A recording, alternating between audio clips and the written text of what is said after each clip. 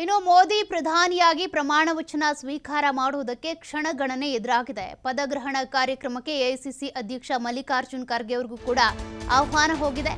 ಅವರು ಕೂಡ ಆಹ್ವಾನವನ್ನ ಸ್ವೀಕರಿಸಿ ಕಾರ್ಯಕ್ರಮಕ್ಕೆ ತೆರಳುತ್ತಿದ್ದಾರೆ. ಇತ್ತ ಆಹ್ವಾನವನ್ನ ಪಶ್ಚಿಮ ಬಂಗಾಳದ ಸಿಎಂ ಆಗಿರುವಂತಹ ಮಮತಾ ಬ್ಯಾನರ್ಜಿ ಏನಿದ್ದಾರೆ ತಿರಸ್ಕಾರ ಮಾಡಿದ್ದಾರೆ. ನಾನು ಮೋದಿಯವರ ಪ್ರಮಾಣ ವಚನ ಕಾರ್ಯಕ್ರಮಕ್ಕೆ ಹೋಗೋದೇ ಇಲ್ಲ ಅಂತ ತೀರ್ಮಾನ ಮಾಡಿದ್ದಾರೆ ಮಮತಾ ಬ್ಯಾನರ್ಜಿ. ಒಂದು ಕಡೆ ಎಐಸಿಸಿ ಅಧ್ಯಕ್ಷ ಮಲ್ಲಿಕಾರ್ಜುನ್ ಖರ್ಗೆ ಅವರಿಗೆ ಆಹ್ವಾನ ಹೋಗಿದ್ದು ಮಲ್ಲಿಕಾರ್ಜುನ್ ಖರ್ಗೆ ಅವರು ಕಾರ್ಯಕ್ರಮದಲ್ಲಿ ಭಾಗಿಯಾಗ್ತಿದ್ದಾರೆ. ಆದರೆ ಇತ್ತ ಪಶ್ಚಿಮ ಬಂಗಾಳದ ಮುಖ್ಯಮಂತ್ರಿ ಆಗಿರುವಂತಹ ಮಮತಾ ಬ್ಯಾನರ್ಜಿ ಅವರು ಮಾತ್ರ ನಾನು ಯಾವುದೇ ಕಾರಣಕ್ಕೂ ಪ್ರಧಾನಿಯಾಗಿ ಪ್ರಮಾಣ ವಚನ ಸ್ವೀಕರಿಸ್ತಾ ಇರುವಂತಹ ನರೇಂದ್ರ ಮೋದಿಯವರ ಪದಗ್ರಹಣ ಕಾರ್ಯಕ್ರಮಕ್ಕೆ ಹೋಗೋದಿಲ್ಲ ಅಂತ ನಿರ್ಧಾರ ಮಾಡಿದ್ದಾರಂತೆ. ಈಗಾಗಲೇ ಪಶ್ಚಿಮ ಬಂಗಾಳದಲ್ಲಿ ಬಿಜೆಪಿಗೆ ಒಂದು ರೀತಿ ಮರ್ಮಾಘಾತ ಕೂಡ ಆಗಿದೆ.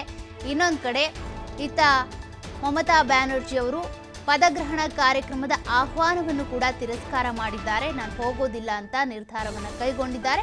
ಆದರೆ ಎಐಸಿಸಿ ಅಧ್ಯಕ್ಷ ಮಲ್ಲಿಕಾರ್ಜುನ್ ಖರ್ಗೆ ಅವರು ಕಾರ್ಯಕ್ರಮಕ್ಕೆ ತೆರಳುತ್ತಿದ್ದಾರೆ. ಇವತ್ತು ಪದಗ್ರಹಣ ಕಾರ್ಯಕ್ರಮದಲ್ಲಿ ಭಾಗವಹಿಸ್ತಾರೆ.